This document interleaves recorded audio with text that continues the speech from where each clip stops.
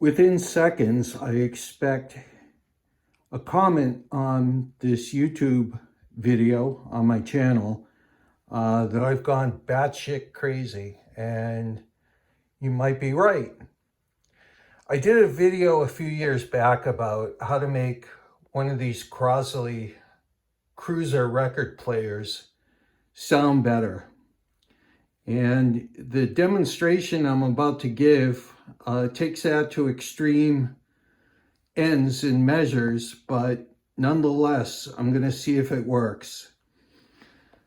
What we're doing today is we've got the output of this fine Crosley cruiser record player, which is not going to grind up my shellac or vinyl. And we've got it fed into one of these cheap Chinese tube preamplifiers, which really are a buffer more than anything else.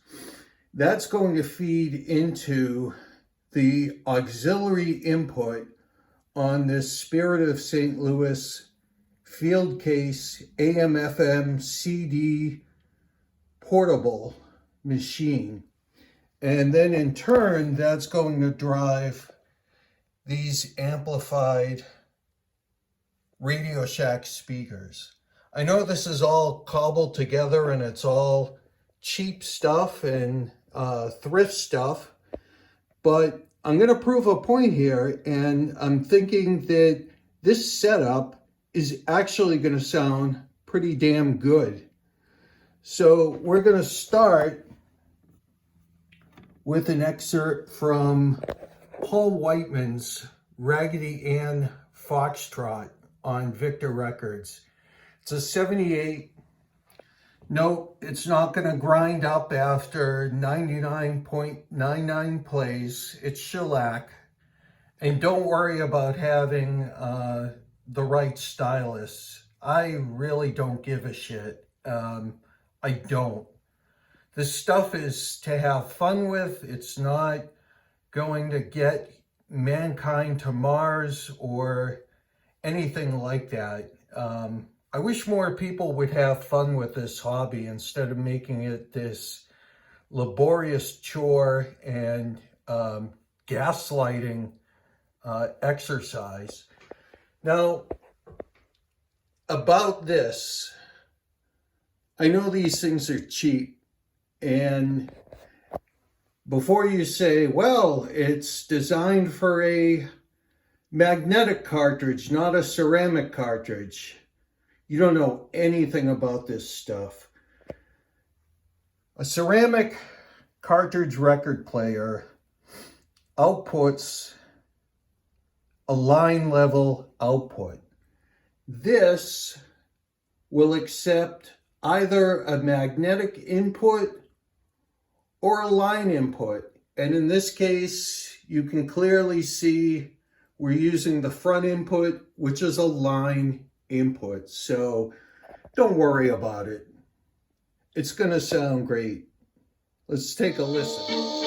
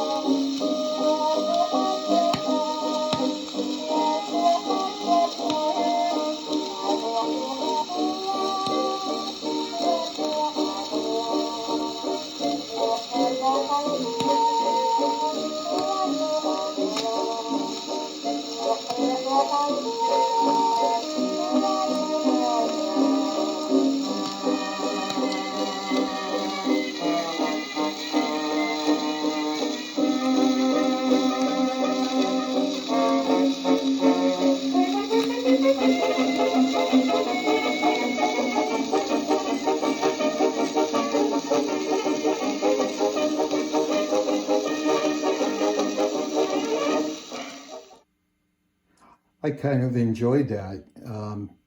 December 14th, 1923. So a recording that's over 100 years old. And sure, you're going to hear some clicks and pops because of the wrong size of the stylus, but I really don't care. I think that proved my point alone.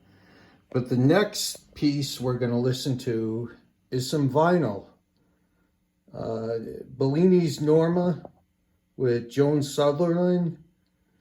Not really mic'd very well on this recording, and I think that's so her husband, Richard Bonvich, could hide the flaws in her voice. She always sounds like she's off stage, but we'll listen to a minute or two of this and come back with some thoughts.